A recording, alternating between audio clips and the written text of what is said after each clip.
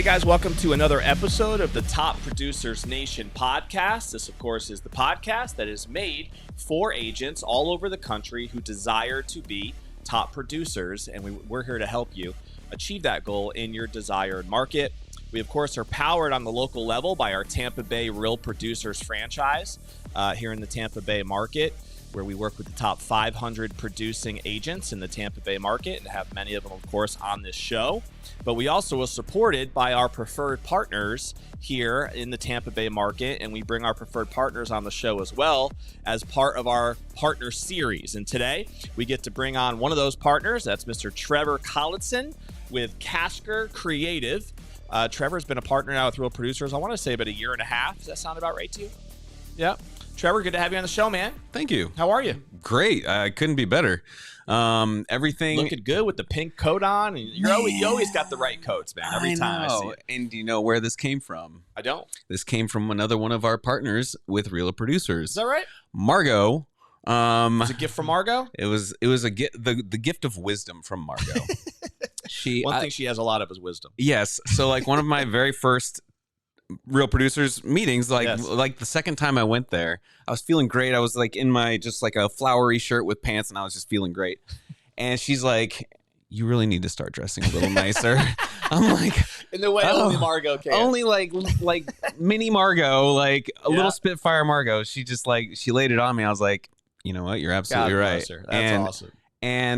And it's funny because I consider she's just trying to help, man, trying to help the business grow. She is, and first impressions matter. They do. They matter so much. And also, here's a hot tip for anybody out there who might be like an introvert like myself, because I'm a creative and I don't like to be out there talking to people and starting conversations. So if you dress like this, the conversations will start themselves. There you go. That's a good point. Mm-hmm. And you have done well with the coat game. I've seen you now at multiple panels wearing good coats, so that's good to hear.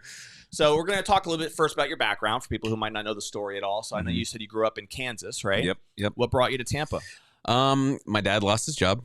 Okay. Back in the day, he was working for radio stations. And so he found a new position with a little known company called Home Shopping Network. Sure. And so we moved down here when I was about 11. This was in the 90s. I don't remember what year offhand, but we moved down here, and he's been with Home Shopping Network ever since. And honestly, even still to this day, considering what is happening with Home Shopping Network, he's still with them. He's still with them because his skill set is so niche that he's basically irreplaceable. What does he do for them? Broadcast engineer. Okay. The chief broadcast engineer. Yeah. Cool. Yeah. So when you came down here, you were a kid, and so you somewhat grew up here. Went to high school down here. It sounds like. Yep. And then what did you do after school? What was your focus? So my focus was art, because I didn't know what I was doing. So I knew that I liked drawing, and I knew that I liked art things. And so I basically went to college with this abstract idea of doing art. Okay. And that's not a major. So what was your major? I found out that the best route to go would be graphic design. Okay. So I went to school for graphic design, got my degree back in 2006 from John Brown University. And then I started the whole thing. I started off in print because I was just like, oh, I'm a designer. I design things and send them to print. And, back in the day, it was okay to do that. But as I'm sitting there working and as I'm seeing the world around me changing, more and more web focused, I'm like, this whole print thing might be a little short-sighted. Who were you working for at the time? Image Media, which is a company. I think they're still active, maybe under a different name. They've grown a lot over the years. They were 100% print focused? Yes. Yeah. Their big thing was creating databases for these mailers to go out to specific audiences. So they were like creating flyers and whatnot, postcards, campaigns. A lot of direct mail campaigns for a lot of real estate agents. So just getting an understanding of how to dilute a message down to its core essentials was always really good part of that job. Dealing with sending high quality stuff to print, making it look good and clean so that you can get that message across. It was all part of that. Yeah. So I love that. A good way to start. One of the things that we're working on right now is we're building a community called Top Producers Nation. It's an online community. It's designed to reach agents nationally. And we're really building it around 4 principles. But the first principle is about clarifying your USP, right? And understanding the power behind that. Because one of the patterns I've seen with a lot of the top agents that I've gotten to know now over the years is they might not even consciously be able to communicate it, but they all have a specific USP that they have found a niche in to be successful. Right? Yeah. Whether that's a demographic or just a way they do business or a certain, strategy that they implement, but they all found a way to kind of make their way, right? Their path. Yeah. And so it sounds like in many ways, like that's kind of what you were helping people accomplish, even if all the way back with the direct mail campaigns. Yeah. Creating and crafting that messaging. Right. That's so important to distinguish yourself in this space when, let's be honest, there's so many real estate agents out there who just have licenses and claim to be an agent. Right. So what makes you different, right? And how you have to be thinking that way. And so working with somebody that can help you in that path. Exactly. So I'll add to that though, because back then I was not helping people to the fullest. I was accepting what they wanted. And then I would say, here's an order taker. Exactly. Yeah, exactly. So like, here's your design. Here's your order, sir. Here's what you requested. And they say, okay, fine. So, but back then I also wasn't branding brained, which I very much am now. Yeah. So it's like exactly what you were talking about, that the USP. It's like, so what are we doing here? Are you looking like every other real estate agent I'm working with? And 99.9% of them, yes. Yep. No, totally. And I found the same patterns. I mean, obviously with what I do, I'm with that community a ton. Yep. And I started to really identify certain patterns that a lot of the top people were able to find. And so we're building out these principles and frameworks so that we can kind of help agents achieve them on a more national scale. I'm pretty excited about it for sure. We'll talk more about that, no doubt. Yeah, that sounds really interesting. So at some point you decided to start your own company, right? With Casker. Yep. Tell us a story about that. When did that happen? Okay, so I floated around doing different things. Like I said, I started to learn web development. I became like a coder. I worked in WordPress, build my own themes, like all the ups and downs of web development. All the fun stuff. All the fun stuff, but all the necessary stuff, like if you're going to be capable in what you're doing. Totally. So great skill set there. I've always been a photographer ever since college. I learned in the dark room, like proper. I'm a proper artist, everybody. Okay. So that was just always a part of my skill set. And that always came in handy when I started working with all these realtors, is like everybody needs shots for their houses and stuff like that. Sure. So I just kind of naturally floated into it.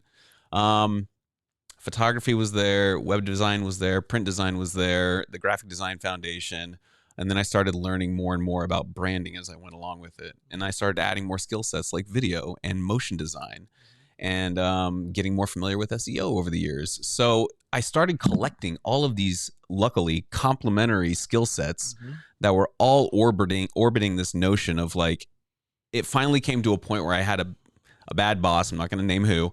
I had a bad boss that really put me in this mindset of, I'm never going to work for anybody else for the rest of my life.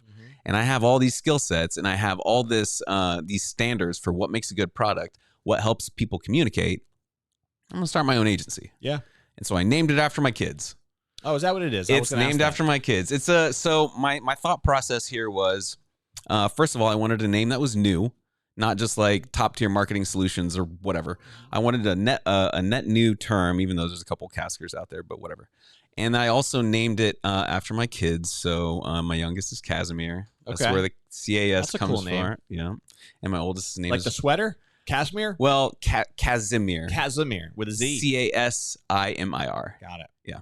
I don't think I've ever heard that name before. Have you, Rob? That's unique. It's a unique one. It's a family name. That's a branded person right there. You know, that's branding even kids' names. Exactly. You're one of a kind almost. So you have a Casimir, and what's the other my one? oldest's name is Riker.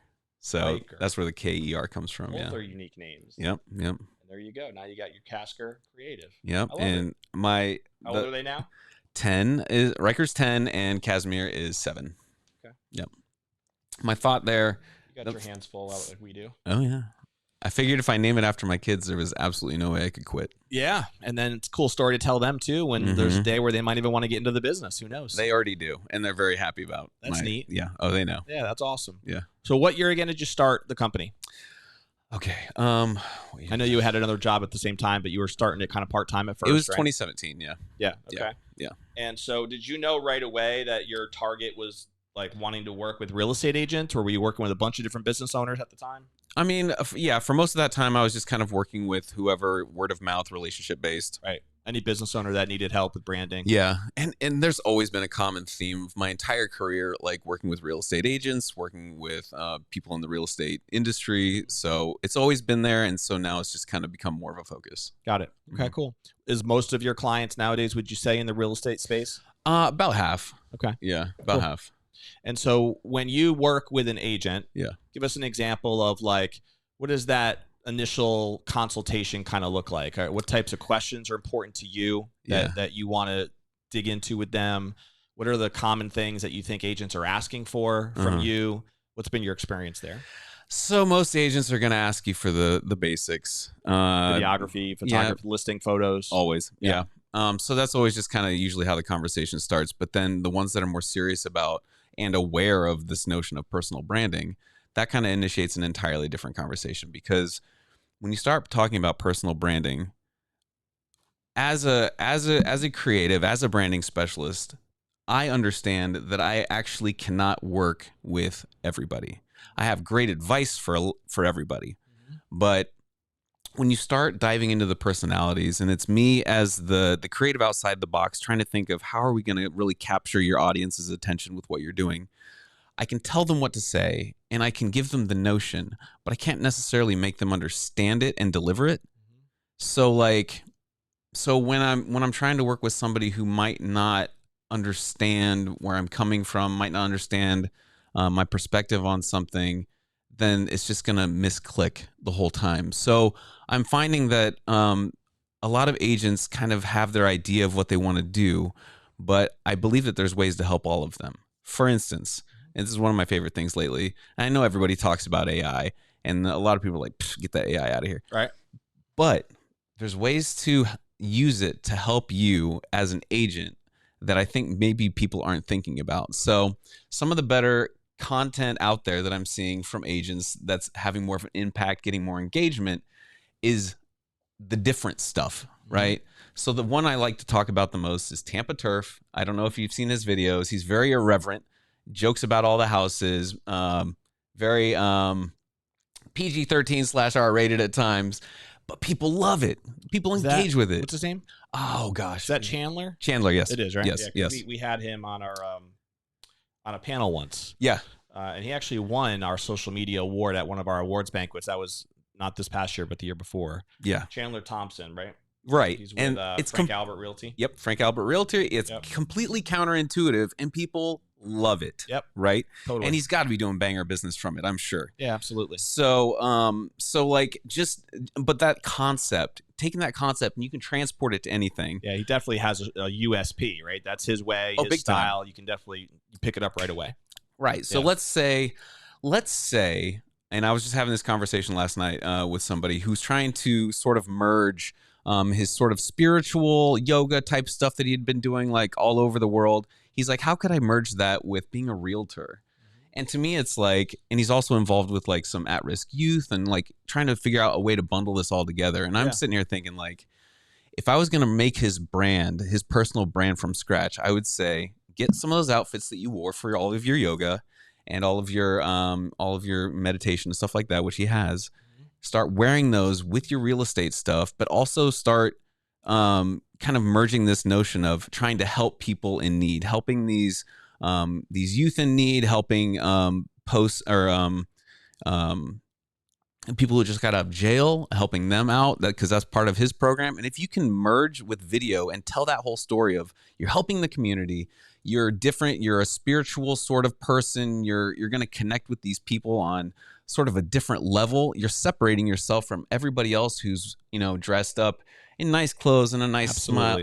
He's going to attract a totally different type of client too. Totally different. And it's probably going to be the type of client he wants to attract. Exactly. Yeah. Exactly. So going outside of that norm and really embracing who you are and letting your why and your who just speak to everybody, I think is just going to, you'll find your way to stand out. And I'm sure that a lot of the people that you mentioned, it's the same thing. Yeah, absolutely. Yeah. And whether they're somebody who's like a big sports person, and so they have built their network through, we've had agents on this show who have literally done almost all their business through like baseball, little league campaigns or softball or pickleball. Right. Some of the names now are escaping me, but we just had a guy on the show, maybe if you remember, Rob, where the agent was like built up his entire network through pickleball. Wow. Right? That's where a lot of his stuff started to build momentum. Mm-hmm. That doesn't mean that obviously. I forget now who it was. We had a conversation about it, I remember. But yeah, I mean, it's common, right? Right. Finding what that niche is. We've also had agents on here who like done amazing stuff serving like the senior living community, right? I think of that. I know we had an agent who does that in St. Pete not that long ago. And so you're totally on the money. I'm a huge proponent of what you preach, what you're about. That's like I said, I believe it so much. It's the very first principle that we're building our whole net community around, is helping people identify that. And then even coming up with like workshops and stuff to try to help them walk through it so that they can clarify it in their mind and ingrain it and really start to own it. Because that's the key too, is they have to be able to communicate it. Right. And I'm gonna circle all the way back because I mentioned AI, but I didn't say why. Yeah. But like if you can just like spit out who you are to AI and ask them to give you back like what your USP might be, you could really cut to the chase. Yeah. And keep in mind that AI has eyes. There's no transition here, but AI has eyes. And so if you're in a house and if you're at a listing and you're out of ideas, you're like, well, how the heck am I going to make this entertaining or like, engagement worthy? Ask AI, get your phone out, take a picture and say, what can I say that matches my brand about this scene? AI is going to analyze that scene. They're going to look at all the things and be like, oh, look at that blue fridge. It really, based on your branding, what can you say about this blue fridge in this moment? So you can lean on technology outside yourself to help you iron out and like throw out ideas so quickly that you can just execute in the moment. Yeah, that's great stuff for sure.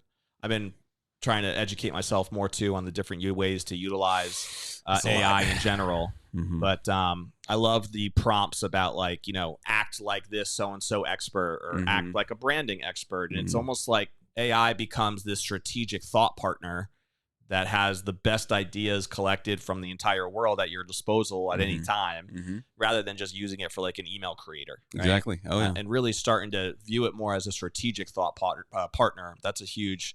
I heard a guy speak about that once at a conference, and it really opened my eyes to what's possible with it. So yeah, I love that you brought that up for sure.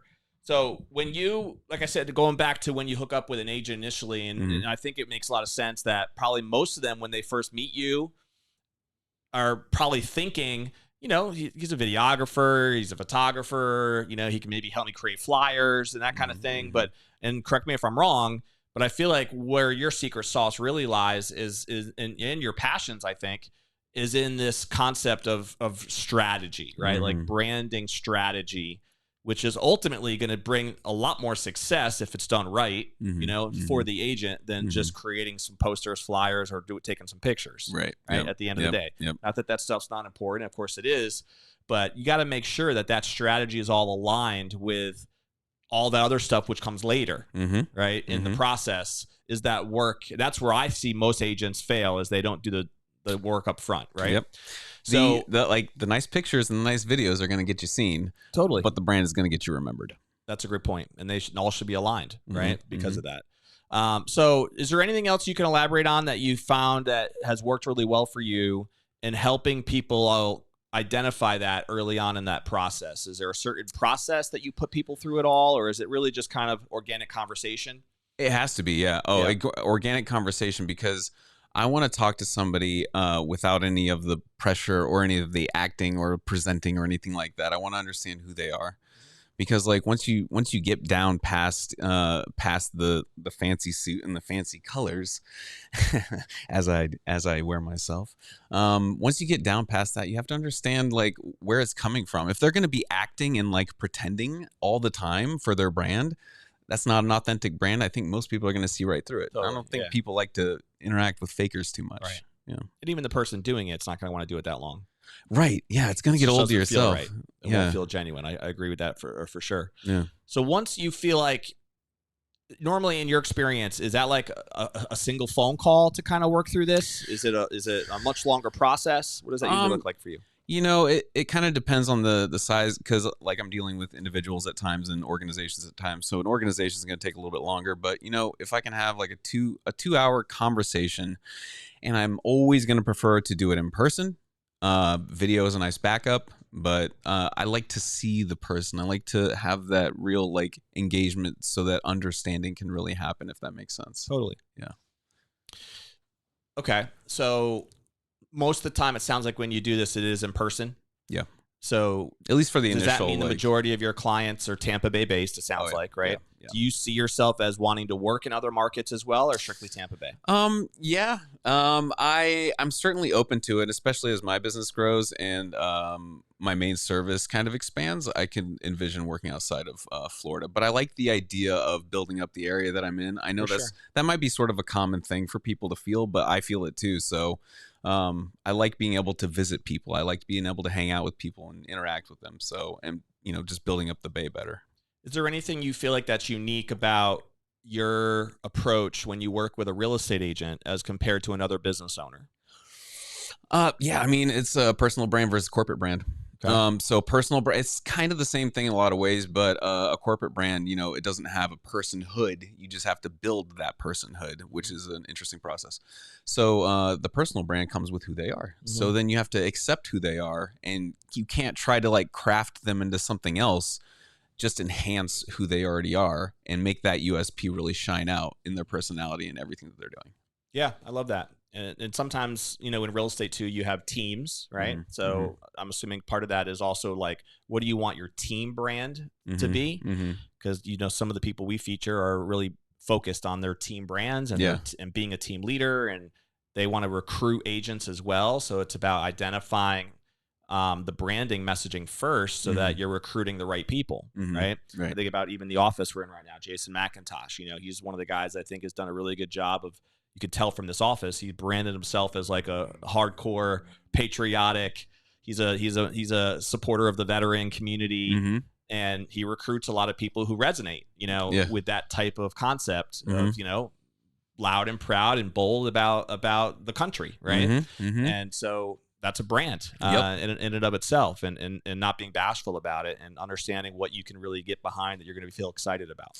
And that's immersing yourself into a feeder community. Because he took what he was passionate about, the stars and bars, and he got involved in that community, and that community recognizes him, and that resonates with them. So like whatever your main interest might be, it might be a church thing, it might be what you were talking about, sports stuff. Yep. Yeah, it could be anything. But if like the more you can immerse yourself into a community, the better off you are. Yeah, totally. Like you said, I mean, even yoga, that whole fitness world. Yeah. You name it. I mean, there's literally a community for everything. It feels like nowadays, alternative lifestyles, right? We've had people on here where most of their business comes from the LGBTQ community, right? Right. That there's just, you got to find that niche. You got to have a passion, I think, about serving it. And then you got to make sure your messaging is heard from as many people as possible within that niche, right? And you really, the goal is to be that big fish in the small pond. Exactly. And grow from there. Once you feel like you have had some breakthroughs in that area, right, with your client, and obviously we're talking mostly about real estate agents here, but this could obviously apply to any business owner, because we also have partners, of course, that watch our show and get involved. So when you think about your process or checklist, if you have one, where do you want to guide them to next? Are there specific marketing strategies that you feel like are kind of a staple of your offer or your platform? Is it all just on what they want to do? How do you go about what you think the best thing might be for that person? So the best way to think about it is, because there's no like copy paste solutions. I mean, there's plenty of solutions that we'll use multiple times for whoever. Sure. But like, the step one of that understanding process is figuring out what they've done so far, what's worked, what's their desired state, what's their current state. So it's like, if you see that these things have worked over time, then you just keep focusing on those. But if not, then we need to start figuring out what your strategy is going to be. So I'm starting to get lost in my own thoughts here. It's all right. The premise here was, it's all good.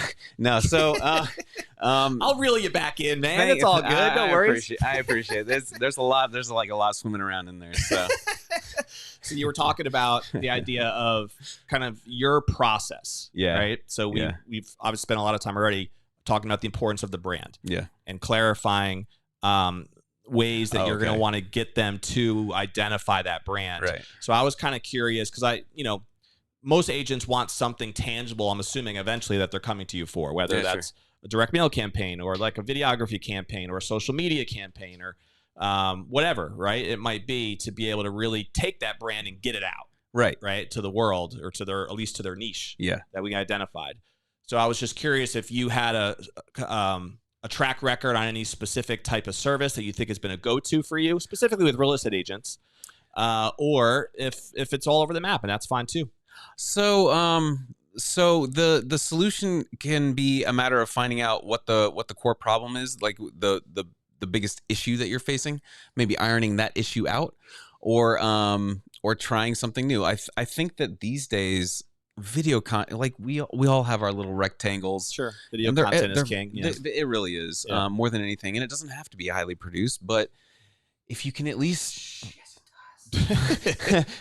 sometimes. I'm hanging out with two professional videographers in this studio today. If Rob is involved, it needs to be highly produced and highly paid for. Everything Rob does is highly produced. Exactly. So, but there's ways.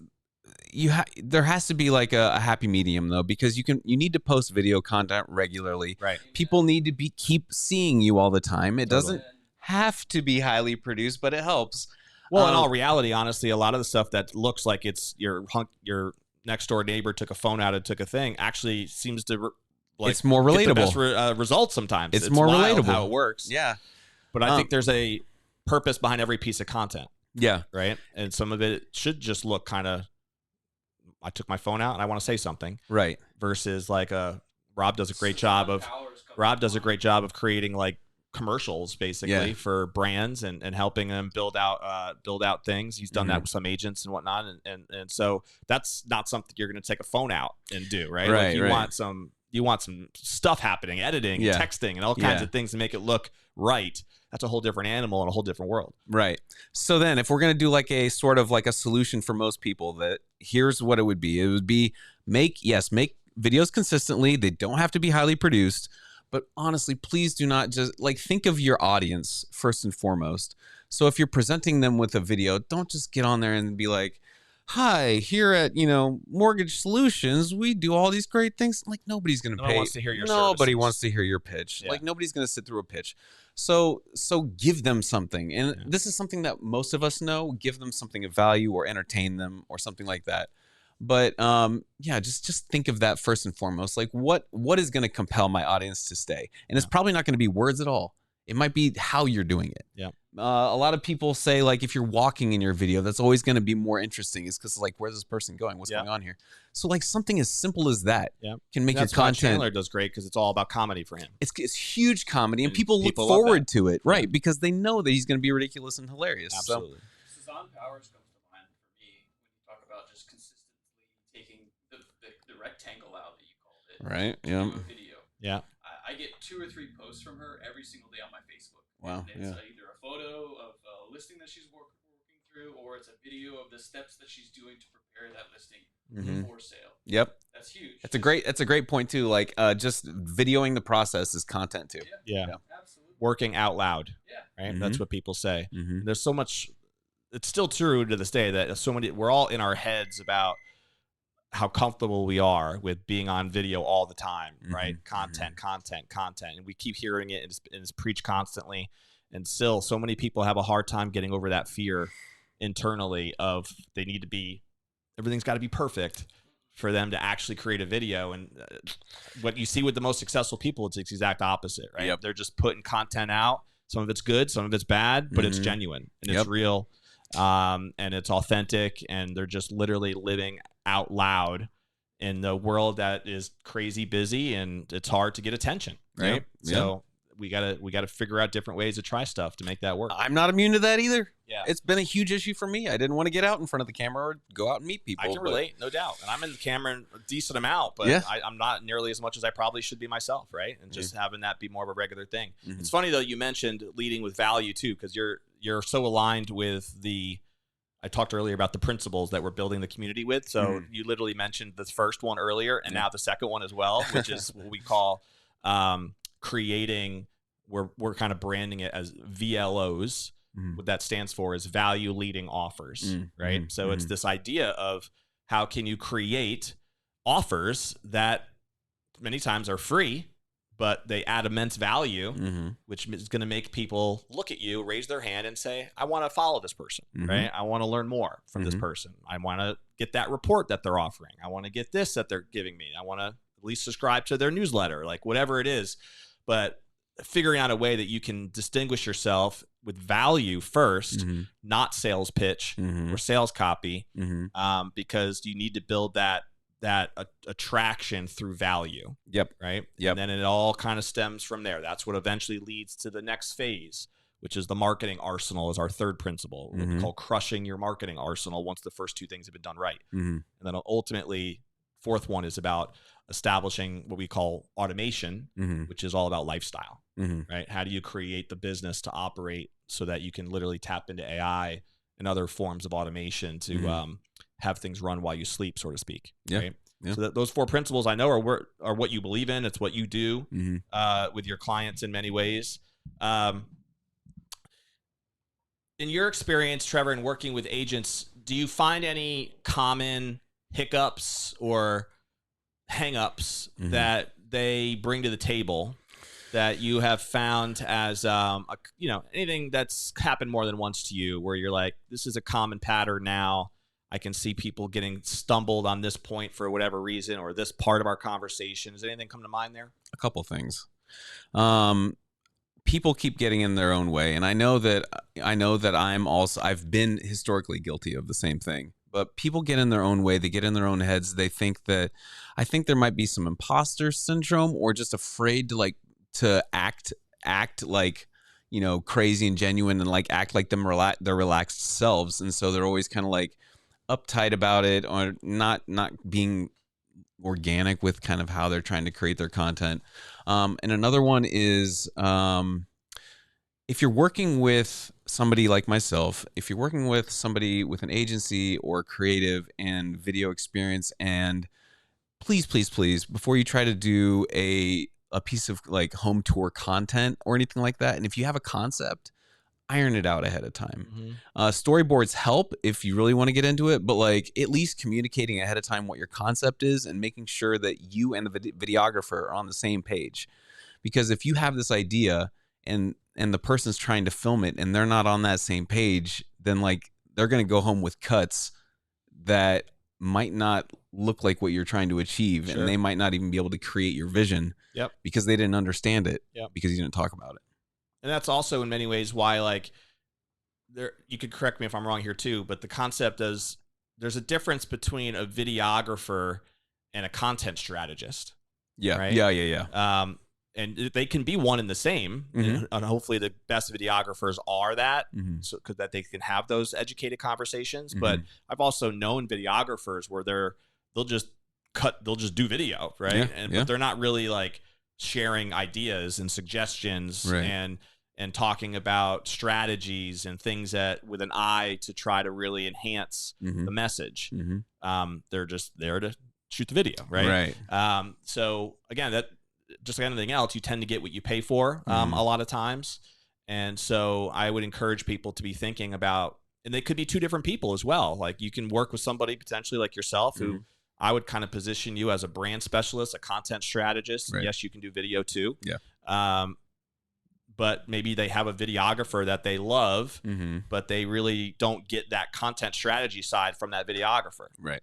Exactly. So that's where somebody like you can come into play, and helping, bridge that gap. Yeah. And for brokerages, you kind of touched on my current offering with the fractional chief marketing officer thing, where our lowest tier of service is basically advising and saying, here's figuring out who they are, getting that understanding of their brand, and then saying, well, based on who you are and based on what you're trying to achieve, I think that if we started implementing a strategy like this to really highlight this, and this about you and focus on that USP, then your content should probably look a little bit like this. So when you're talking to your videographer, start talking about this and shooting in this direction to kind of really make yourself stand out. Yeah, no, that makes a lot of sense, because just like anything else, like great athletes have good coaches before they just go out and start swinging the bat 1,000 times, right? Or else it's going to be a longer process than not. So Exactly. You can have a great videographer on your team, and if you're not actually planning out that strategy in advance, you could just be swinging the bat and hoping for the best. Swing for the fences, but good luck with that. Yeah, no, the strategy's key. Couple things. So we'll switch gears a little bit with as we run short on time, but I've enjoyed our conversation so far. Just to get people to know you a little bit more. So obviously you've been in Tampa now for a little while. You have kids you mentioned earlier. What do you guys love to do for fun when you're just hanging out? Oh man. Sometimes those arcades show up. I try to keep them out of the arcades. Try to keep them off the video games. There's an amazing park. Maybe you'll know what it is when I talk about it. There's this amazing park off toward Brandon that has like all these trees coming out of the ground with like these huge roots and everything. Have you been there? I've been to one that's similar, not in Brandon though. It's over in in Pinellas County. Oh, okay. Same thing. Gorgeous trees with low hanging with long root. We actually had a photo shoot there one time. Oh, nice. But it was out in like the Palm Harbor area. Yeah. But yeah, it is kind of neat when you can find those types of parks that have that, especially in Florida, because it's like, some unique where'd trees. You come from? Right. Yeah. Yeah. So I like to take them outside and make them So you're sweat. a nature guy? Oh yeah. Yeah. Okay. Get outside. Not too much screen time. Yeah, no doubt. We try to do that hard with our kids, keep them away from the screens as much as possible. Yeah. It's crazy. My daughter just turned 11 and her friends all have phones already. I'm like, oh my gosh, no, this is stop. insane. No, it's too soon. I'm like, don't Stop even it. ask me until you turn 18. Right, yeah. Yeah, That'll be a long fight, I know. Oh my gosh, good luck At with 11? all that. I mean, come on. No, there's no reason why you need a phone at 11. Right. Get out of here. Yeah, it's insane. But then, not only that, but then they want to kind of use your phone sometimes too, right? Oh, yeah, and check out all that. So, couple rapid fire questions. Sure. Number one, do you have any favorite books, authors, seminars maybe that you've attended that you feel like have made an impact on you personally or professionally? I would say the latest one that really struck me was The Creative Act by Rick Rubin. Oh, that's cool. Very thick book, but very good, especially for somebody like me where it's like, with what I do, there comes this like deep obsession with perfection. Because it's like the things that most normal brained humans don't think about, I'm over here thinking about. Like I'm looking at Top Producers Nation. I'm thinking about all the spacing between each single letter, you know? So like, you're probably like, man, this logo sucks. No. It's time to fix this thing up here. There's some things going on, but we can talk about that later. But like I have to think about all these insane level of details with everything. Which is interesting though, really, because what I think most of us take for granted is the impact that even the little things have on psychology. Oh yeah. Right. Yeah. So you think about how long a brand like Coca-Cola, Pepsi, McDonald's have been around, Apple, and there's so much psychology behind the brands. And when they make even just little shifts to a brand, to a logo, to a commercial campaign, any of that stuff. Dunkin' Donuts. Yeah, I mean, there's just so much psychology behind it, right? And the average consumer isn't thinking through that process. They don't even realize technically what's happening to them, but there's like people who have thought through this in detail and understand that if we make this change, this is the way that it's going to change the feeling, right, about the brand, about us, right, even subconsciously. That stuff is always kind of interesting to me. And we have the benefit now of in 2025 having 100 plus years of admin and people in the marketing world figuring out all these things, establishing norms and establishing things that we're expecting. Yep. So like for very simple instance, a button on a website. What is the verbiage of that button? We found out, we've been doing this web thing for all these years. Like if you're saying click here to subscribe on your button, why are all those words there? Yeah. As humans, we've come to understand what a button is and what it's going to do. So all you really need is that word subscribe. Yeah. And where is the button? And what color is the button? Exactly. And what shape is the button? And what happens once you push it? Yeah. Is it what you expected? And all that stuff matters too. If you Every single thing matters. Because it's all tested. And you can figure out, hey, if it's green, this is the result. If it's red, this is the result, right? And now you're dealing with people's trust. Yep. So like if something that they're interacting with your brand is not happening the way they expect, then they're like, what is going on here? Yeah. It's things that you might not even think about. It's crazy. There is a whole psychology component that so many people just take for granted to the littlest things. And that's why, again, really important to have an expert that you can bounce ideas off of and test different things. It really is about testing too. Oh yeah. Because you might think something works for one agent as an example, and then even another agent might not get the same exact result from the same type of campaign, right? And Mm-hmm. so there is a testing with every single situation that has to take place, and you're constantly optimizing to figure out what really could work for that person, right? Right. Do A/B testing. Yeah. Figure out what that's works. key. Yep. Absolutely. Got a favorite movie or TV show? Oh boy. How weird is it? I've been watching like Star Trek: The Next Generation. Are you? You're a Trekkie, huh? Oh yeah. Yeah. I can never say I'm a big Star Wars fan. Same, actually. Love Star Wars. On both sides, yeah. But I've never really got into Star Trek. Yeah. Never really did. No. It's very My diplomatic. boys are into Star Wars now, though, too. They love it. They love it. Yeah. Irresistible. My youngest son scares me, though. He's a Darth Vader fan. He's got the evil, got the Sith side to him sometimes. Oh boy. We all do on occasion, don't we? You know. Okay, so I'm going to we'll switch gears to this one here, which I call our legacy question. Okay. Right? And years from now, hopefully many, many years from now, when you think about you're sitting on that rocking chair and you're thinking about what you'd want to be most remembered for. And I find this question fascinating, especially for you as a branding expert. What do you think would be most important to you for your own brand that you would want people to remember you by, personally or professionally? Oh, I want to be disruptive. I want to work with some brands that are willing to take some big risks and do some things that are a little bit outside the box. My satisfaction comes from taking charge of a brand, elevating it on every single level, and then just watching it shine and grow from there. So like having a list of those one day when I'm sitting on a beach enjoying my whole life, that's what I'm all about. Oh, that's really cool. Yeah, I love that. That's not an answer that we've heard, I don't think, from anybody else so far. So yeah. I love it. Very cool. If somebody wanted to pick your brain, Trevor, I think we hopefully stimulated a lot of thoughts today about things to think about, things to ask about. Not your typical, hey, I want you to shoot this house as a listing photos. Not that that's not important. That's baseline. But let's think about how to elevate the strategy, right? And the brand. What's the best way for someone to reach you? You can go to caskercreative.com or trevor@caskercreative.com is my email. Cool. And obviously, you can also find Trevor on Tampa Bay Real Producers website. Just go to our partners tab and you'll see him there. So you can follow up, of course, with him there too. And I'm sure we'll have Trevor too to talk more about some of our branding stuff in the future. We're going to put a bow the way we always do on the episode with a call to action to the audience. So whether you're watching live through Facebook, YouTube, you're listening in on the 15 plus different podcast platforms that we distribute to now. If you don't already subscribe, by the way, to the podcast, just click that button. That way you'll be notified every time we drop a new episode, which happens weekly. You want to make sure you're notified for those moving forward. But what is one thing that you can do today to take action on that's going to help propel you forward personally or professionally based on our conversation today with Trevor? Just pick one thing. That way the time that you invested in listening to this podcast is going to be worth it. And we're big believers that that action step is the most important thing here, or else a lot of the stuff you might have thought about or good ideas that you might have had while listening to this show really aren't going to, what's the word I'm looking for? Germinate? Is that a good word? That's a good word, right? I'll throw that word out there. Germinate unless you actually take action, right? Do something. And there's so many things we discuss. Maybe you just have to have a conversation with a branding expert, somebody you already know, or someone like Trevor.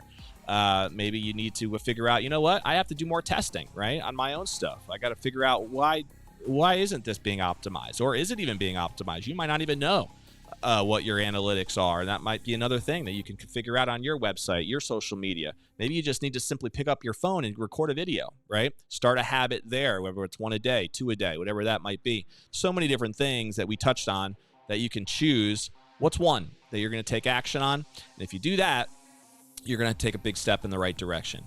Check us out, of course, at topproducersnation.com to learn more about the online community that you can join for free right now. We have a ton of resources already for you to lead with value, and so we practice what we preach and give you some things there that you can learn from regarding other top producers. There's also some paid courses, and there's other consulting in there too, that if you wanted to get more from us, you could go ahead and dive down that. We look forward to working with you on that as well. And there's much, much more to come too with the Top Producers Nation community. We're pretty excited about that for 2025 and beyond. So we will see you on the next episode of the Top Producers Nation podcast. We'll see you there.